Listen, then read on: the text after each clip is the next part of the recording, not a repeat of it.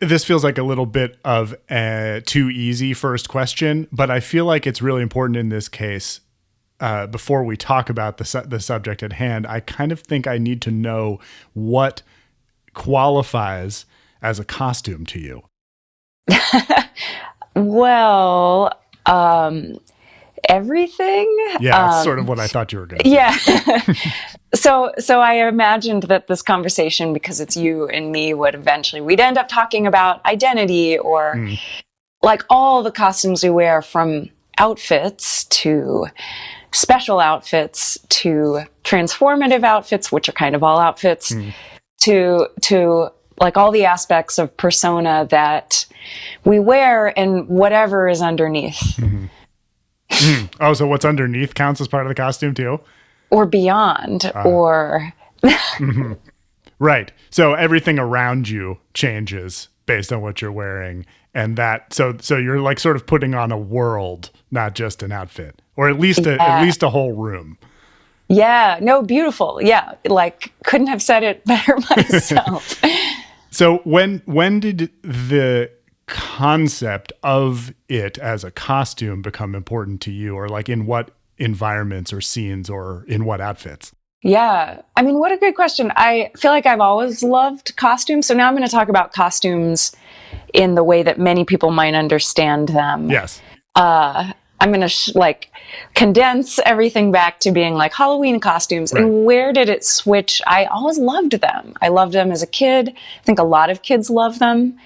I enthusiastically dressed as Princess Leia, like her different guises, not just the cinnamon roll hair. Yeah, but she has a lot of costumes. Yeah, the guises that a lot of people were like, who are you? And I'd be like, Princess Leia. As a kid, I think I was her like 4 years in a row. People would be like, you don't look like her. And I'd be like, have you ever seen the second movie? Like, I was extremely pretentious about it even as a child. Yes, awesome. And I think I have this memory that I've even like written about online, that was like drawing pictures of myself in different dress up costumes as early as 5 or 6, as a sort of witch or sorceress. And so I think a lot of kids play dress up. It was really encouraged in my house. My mom is still an avid thrifter and bought us all kinds of fun things.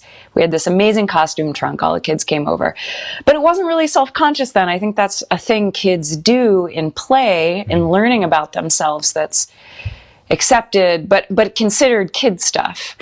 And then I didn't really lose it, but it condensed in my adult life to being like how I dressed, and identified as maybe kind of a weirdo or someone who dressed in a countercultural way, and then got to really indulge in like on Halloween in costuming, which is where I think adults are allowed, among a few other places where adults are allowed to wear different guises. And it's sort of kind of okay. So I really got back into it every Halloween, but then when I became a burner, that gave me license to wear weirder things more of the time. And I started going to costume parties. I lived in New York at the time. It was about 10 years ago. Started going to costume parties. And so in a little bit of a burner / club kid way, and not everyone knows what club kids are, but they were sort of immersive costume people in New York, often queer, but not necessarily, who would wear really elaborate makeup, really elaborate costumes. And so I got deep into that scene, and where I would go to parties and dance, but also wear a transformative outfit with makeup, and learned a lot of makeup techniques for like transforming my face. Sometimes it would be a little draggy, and I would wear mustaches or beards. And I could talk about all the ways in which different personae came out, where I started to discover about myself. I knew I loved to transform how I looked, and it let me discover why as an adult, where I was like, oh, there's an interesting facet of me coming out, or I feel bolder, or I feel sexier, or I feel goofier, or like I'm a little bit of a different person, but this different person is not me. Interesting. There was a party that my future wife and I went to in California, where that was ostensibly a masquerade party. where, basically what I mean is that kind of mask was encouraged, the sort of eyes and nose mask and like painting on it beforehand and all of that. And then sort of whatever you wore around it was your thing. And we worked on our costumes harder than I usually do. She's pretty into weird costumes and once made a skunk costume for Burning Man that had a huge tail and was probably 1,000 degrees inside. But we made these costumes for this masquerade party, and we had sort of characters or like accents that came with it and sort of backgrounds, biographies that we got into. And there came a point, very early on in the party, I realized that we were sort of lighting up the room, that we were becoming a center of attention, and that these characters were very compelling to everyone, and sort of changed the party into being about something kind of different almost. But it got so immersive. I don't even know if that word captures what happened to me. It was a trance or like a channeling experience for me, where at one point she pulled me aside and pulled my mask off my face to like check in with me. And I became terrified and I couldn't speak. And I just shook my head no. And she put it back on and we continued on. And then the next day I was having trouble turning the accent off. And so anyway, that your way of talking about it, and also the scene that you were talking about, reminded me of that story.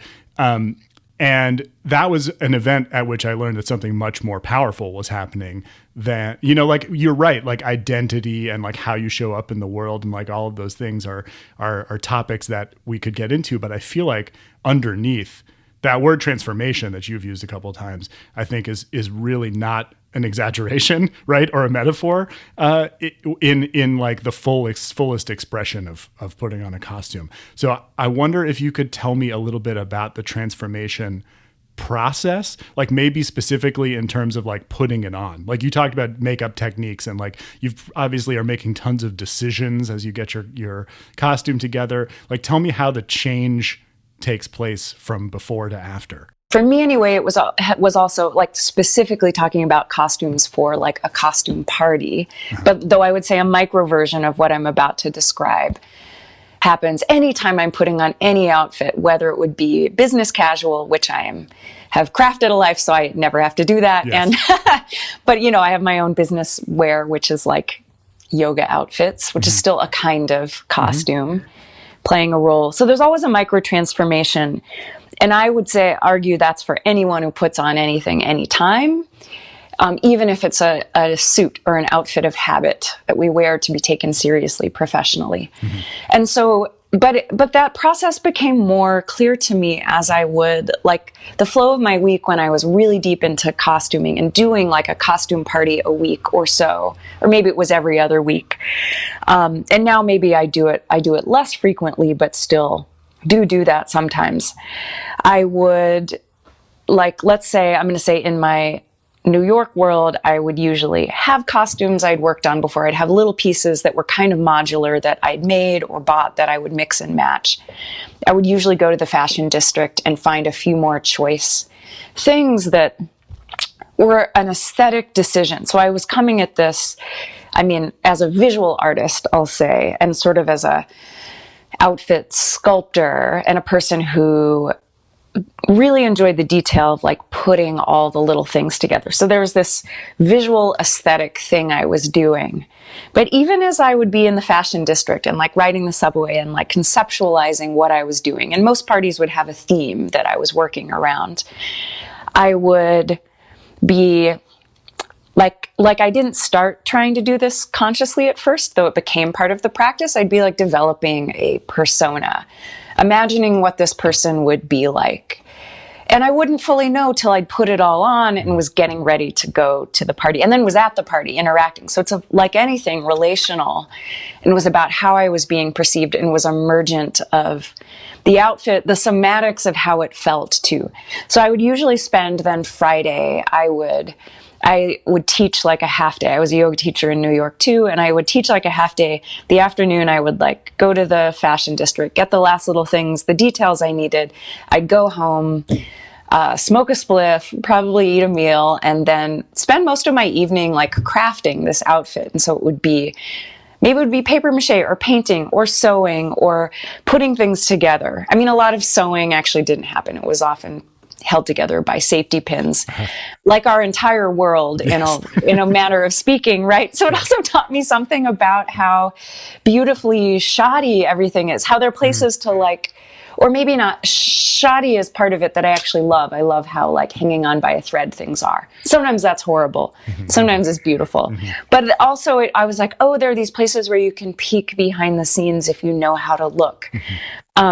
So the persona would sort of grow as I was adorning myself and working on it, and then would come into full fruition as I like looked in the mirror, maybe took a few selfies, and then was always running late. I liked the making part as much as the party. I would often get to parties at like 2 or 3 a.m. because I'd gotten so involved. My life was busy. I'd gotten so involved in costuming, and then I would be there, but whomever I was would now in this new guise would emerge on the street where it brought a lot of delight to people, on the subway where I would talk to people. Whether sometimes people would want to peek behind and be like, where are you going? What kind of party are you going to? Could I come to this party? Or people would sometimes interact with me as however they perceived my persona to be. And my persona could have been anything from, one time I was a giant datura flower. Actually, a really quick side story. At that party, I had the same person come up to me 3 times, who I think was altered. But he came up to me 3 times and was like, wait, you're a datura flower, right? And each time I was like, yes, I am. He was like, I'm not just imagining it. I was like, nope. And so there was that. I mean, there's so many delightful moments, or I would be some kind of weird horned creature at a party on the night before Easter, which was the only time that I could tell that people were vaguely disturbed. When I was riding the subway home at 5 or 6 a.m., or I was a lizard person, or a mer person. A merson is Merson, yes, sure. Yeah, right. Anyway, or like kind of a like Da Vinci, but gender bending and sort of like a gender fluid. I don't know, sort of historical character who was sort of half an old queen and half me. Anyway, yeah. Did these characters, personae, people, ever have names? Like, were they full on other people to any extent? Sometimes.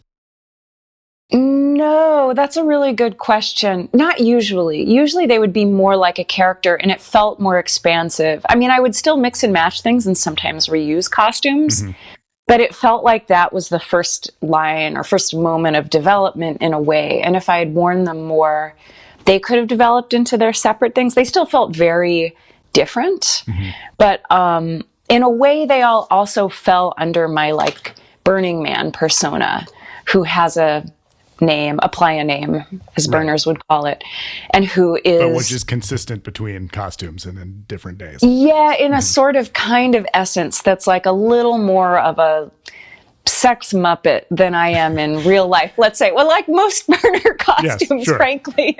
That's like a good way to epitomize burner style, actually. Yeah, I want to talk more about that. I have not talked about Burning Man on the podcast yet. So I'm very grateful to be breaking that seal with you. Something that always struck me about life out there is that it is intention, the costume quality, and like not just the costumes, but like the art, the vehicles, the camp, like the very structures that you're inside of, like all of it has a high aesthetic standard of a sort, but is also in constant combat with the elements, and particularly the things that are on the body. And so that sort of makes amazing costumes all the more impressive out there, because the person is enduring a lot and doing a lot of maintenance in order to make sure that it looks amazing in all situations. Can you talk a little bit about that challenge, the sort of the challenge between like getting the look perfect and the reality of conditions, and especially in deliberately difficult conditions? Yeah, that's a beautiful frame. So I also started to notice that the like immersive costuming I could do in the default world, not in the desert, involved more makeup and more of a transformation, more like a certain kind of drag, which I'm also a really big drag fan and have learned so much about costuming and makeup through drag, actually. Through less, I haven't learned about that through more what I might call typically normative feminine routes. And then that also taught me something, this is a little bit of an aside, about the drag of femininity and even how to perform that if I want to. I feel like it wasn't until I actually started costuming that I was like, oh, this is how I could be a woman. I didn't really identify with that word. And so that's also been a cool, like, part of my personal transformation. And I started to notice that on Playa, like in the desert, I didn't want to wear all the makeup. Definitely some makeup, and sometimes 3-day-old makeup. Sure. Like you get the eyeliner that stays on a really long time and looks busted is absolutely beautiful out there. Yes. So there's a weird Much way like where the it's hair. like low and high maintenance at once. Right. And so that's the thing. I never liked prefab wigs. I used to make my own wigs. Like I would buy weave and hair pieces and things and sort of braid and craft my own like sculptural wigs. And I made then smaller pieces like that I could pin to my, dust encrusted hair on Playa, but I didn't want something as big or heavy. I wanted as elaborate, but there was an interesting transition where I was like, oh shoot, how do I make this elaborate costuming practice functional? Functional is an interesting word. Yeah, that's a good one for this, yes. In this context, right? But it was a really real transition. And I would say my costuming practice in general, even how I dress from day to day, is influenced by some of the like practicalization of the highly impractical art of immersive deep costuming, and what like needing to be in an outfit that was both fantastically beautiful and ridiculous, and still where I could climb unsafe objects. At Burning Man, that changed how I like approach what my style looks like, and it made something a little more me. And like, I don't love the word solidified at all. I was about to say it, but it made my style vocabulary more. It helped me hone it, where then I would go back into regular life or into costuming life and had cultivated a clearer, more personal aesthetic for whatever I was doing.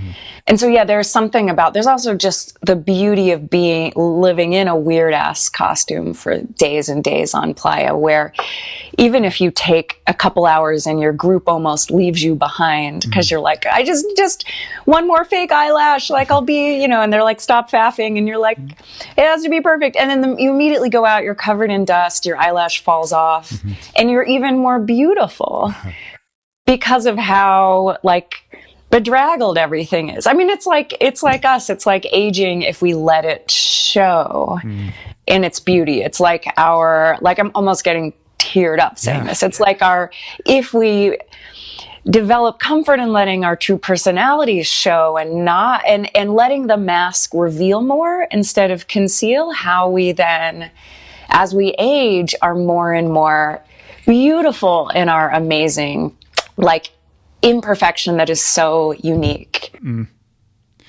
People talk a lot about experiencing this sort of intensity of persona for the first time out there.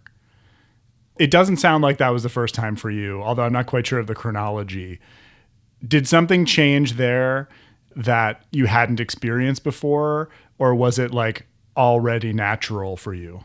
No, that's a great question. Costuming was already natural, though I was more likely actually to make an obscure film reference or mash up a couple of film characters that I liked into a new chimera, but still be something recognizable and something from pop culture, even if it was pop culture, like the movie Zardoz. Is that pop? I don't know. Again, that's like I was Zed from Zardoz one year for Halloween, but I would still...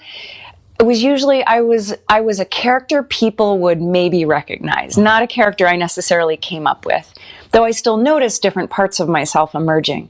So it was really Burning Man where I was like, oh, these are folks like adults doing costumes really intensely, but there's more artistry because I'm not copying a brand, or even if there's artistry in the characters created in movies or comic books or whatever. Like I was Death from the Sandman comics one time, like, and got to reenact, like be a lot of my heroes in that way. But there was something more freeing and some more of myself that could come out when I was like, oh, I could be anything. And then having a theme gives good parameters. Like, okay, I'm going to this costume party. The theme is cosmic kitty cats. But how am I going to like bring a part of myself out for that? Or I don't know, it's one of the, ubiquitous fairy or mermaid balls or, there was something about developing costumes and personae that took more creativity and asked me to be more of myself, because I couldn't just say I'm Princess Leia from The Empire Strikes Back. I was a gender fluid lizard person, and suddenly I liked new drinks or new foods or was a little bit more flirtatious than usual. Like it let me develop parts of myself in these characters more completely in a way that I'll say now, 10 years later, has merged more with practices I have like other costume practices, like clowning, or like, I don't love using the word shamanism, but things we might call that without calling it that. Mm-hmm. So somehow I feel freer after all these years to notice when transformations are happening in any garb, even if I'm putting on a nice outfit to meet my very normie family.